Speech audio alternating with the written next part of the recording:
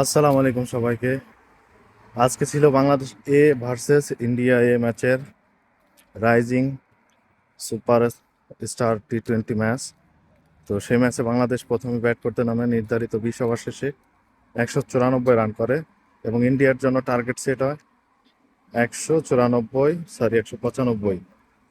তো জবাবে India bat করতে নেমে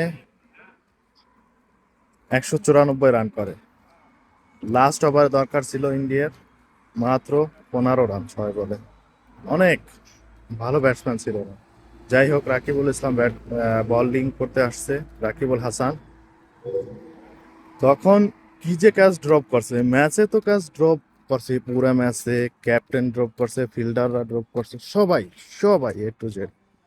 পরবর্তীতে লাস্টের বলে 3 রান লাগবে, যেখানে বল গেলে আমি আমার ক্রিকেট লাইভে 15 থেকে 20 বছর ক্রিকেট খেলা দেখি, এখানে ওই বল থেকে মাত্র 1 রান, 1 রান, 1 রান, 1 রান, এবং বল যদি ঠিকঠাকভাবে থ্রো করে সেখানে রান আউট হতেও পারে, এমন অবস্থা।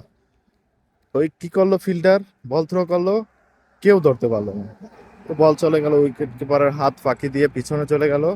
পরবর্তীতে ইন্ডিয়ান প্লেয়াররা 3 রান নিয়ে নিল দৌড়িয়ে।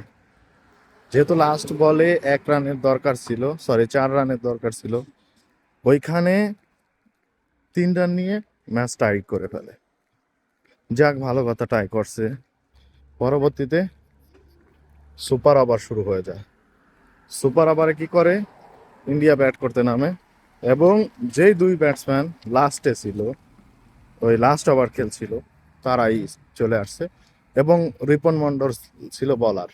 তো রিপন মন্ডল প্রথম বলেই বোল্ড আউট করে, দ্বিতীয় বলে ক্যাচ উঠায় দেয় এবং সুপার ওভার 0-0 রানে 2 উইকেট। তার মানে বাংলাদেশের টার্গেট দাঁড়ায়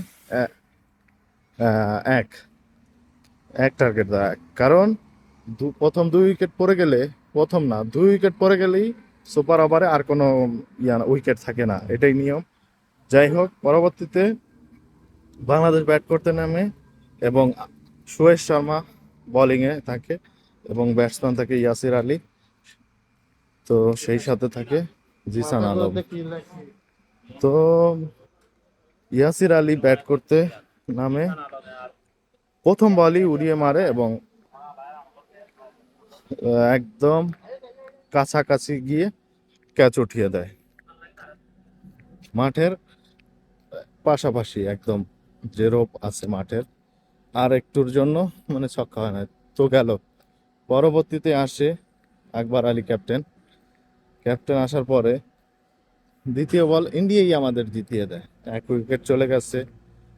আমাদের তো ভয় ধরে দিছে মনে। পরবর্তীতে যখন 1 উইকেট চলে গেছে, দ্বিতীয় বলটাই ওয়াইড দিয়ে দেয়। ভাগ্যের কি পরিহাস, কত ড্রামা, কত কিছু করে আমরা জিতে গেলাম, আলহামদুলিল্লাহ। ধন্যবাদ বাংলাদেশ টিম। তাদের জন্য খুবই খারাপ লাগতেছিল যে এত খারাপ, এত বাজে ফিল্ডিং। এর অর্ধেক বাজে ফিল্ডিং করলেও বা 160-70-এর মধ্যে আটকা দেয় তো।